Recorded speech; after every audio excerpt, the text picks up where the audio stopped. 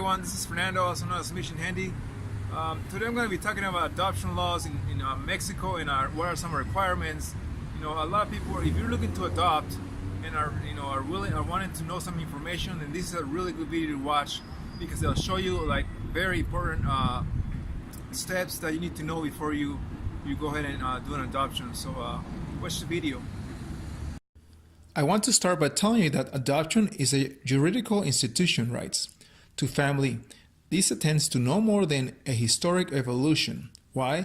Because in other part, it is a form to integrate a child to a family. And according to the recent time, it is a right of the child to be integrated into a family.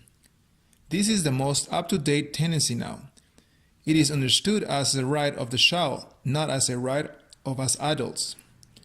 Every state has its own legislation. That's where the adoption requirements are established. And there are various in every state. In other words, they vary in every state. It is said that there is 32 different ways to adopt a child because every state has its own adoption laws. Okay, my first point is I want to talk about is the adoption has to be given with a year difference of 17 years. In other words, the person has to be 17 years older than the child. If it's a single, married couples, or same-sex couples, they have to be 17 years older than the child, okay? Because that also pertains to the child's interest, and no less than 25 years old to be able to adopt. Also, these requirements that has to do with that single person can adopt, couples can also adopt, and even couples of the same sex.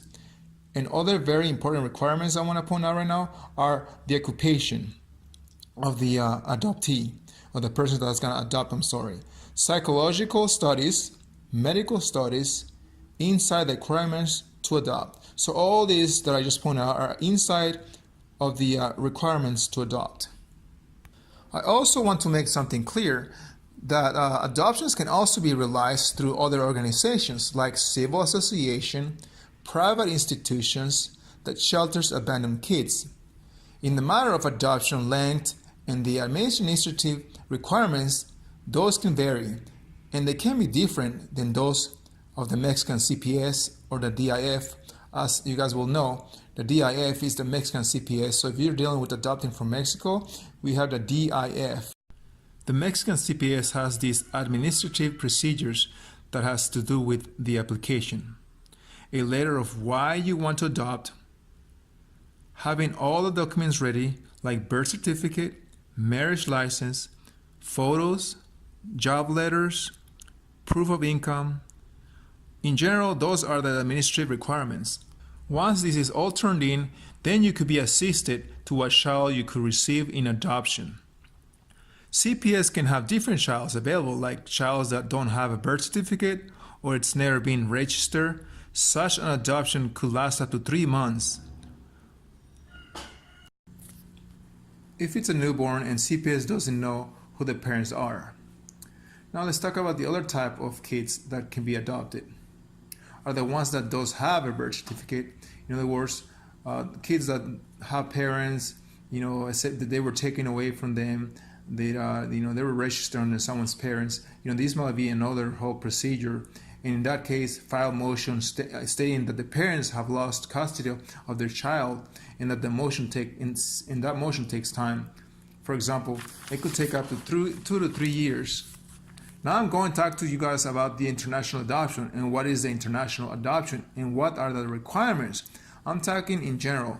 When foreigners come from another country wanting to adopt from Mexico, and to avoid those unnecessary trips from foreigners, all the paperwork gets filled from central authority to central authority. In other words, Mexico has an adoption agency, the United States has an adoption agency, and those two agencies get together. This is just guarantees that the kids are not being trafficked. This is actually a way or another form for countries to collaborate with each other.